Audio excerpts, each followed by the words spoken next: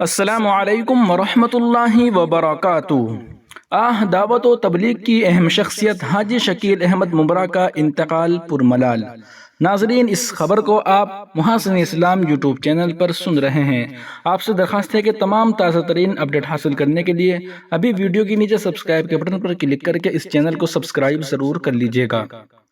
آج یہ دلسوز خبر موصول ہوئی کہ ملت کے بے لوث خادم سابق امیر مہاراشٹر حضرت مولانا یونس صاحب پونا والے کے صحبت یافتہ و دستراست ممبرا کے مشہور مبلغ ساتھی حاجی شکیل احمد صاحب کا آج مختصر عزالت کے باعث وصال ہو گیا۔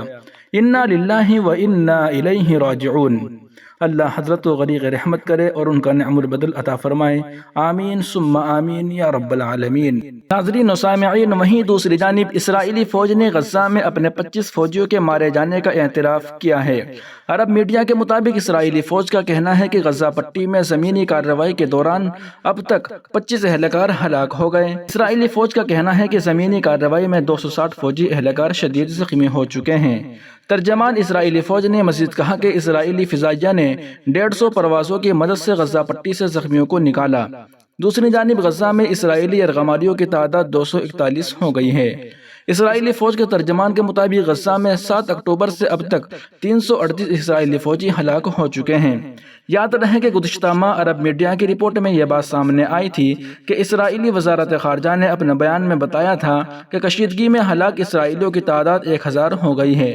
ہلاک ہونے والوں میں اسرائیلی فوجی اہلکار اور عام اسرائیلی شہری بھی شامل ہیں۔ دوسری طرف غزہ میں اسرائیلی حملوں میں شہید فلسطینیوں کی تعداد 9227 ہو گئی۔ شہداء میں 3826 بچے بھی شامل ہیں۔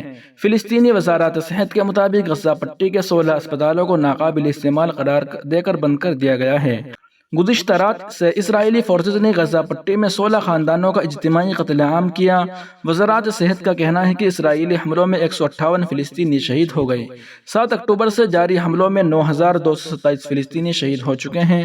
شہداء میں 2405 خواتین بھی شامل ہیں۔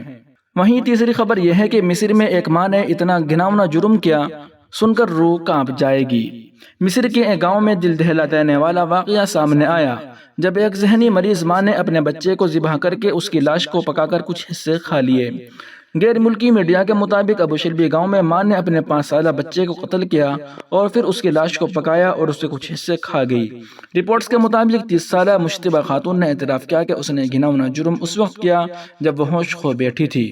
ملزمہ کا کہنا ہے کہ وہ مرگی اور کئی دیگر نفسیاتی امراض میں مبتلا تھی، اپنے بچے کے بارے میں پریشان تھی اور اسے دوبارہ اپنے پیٹ میں ڈالنا چاہتی تھی۔ غیر ملکی میڈیا کے مطابق خاتون تقریباً 3 سال سے اپنے شوہر سے الگ تھی اور گاؤں میں اپنے ہی گھر میں اپنے بیٹے کے ساتھ اکیلی رہ رہی تھی۔ رپورٹس کے مطابق اس کیس کی مزید تحقیقات جاری ہے۔ ناظرین و سامعین، ابھی تک آپ نے اس چینل کو سبسکرائب نہیں کیا ہے تو اس چینل کو سبسکرائب ضرور کر لیجیے گا اور اس ویڈیو کو لائک ضرور کیجیے گا اور کمنٹ باکس میں اپنے رائے کا اظہار بھی ضرور کیجیے گا۔ السلام علیکم ورحمۃ اللہ۔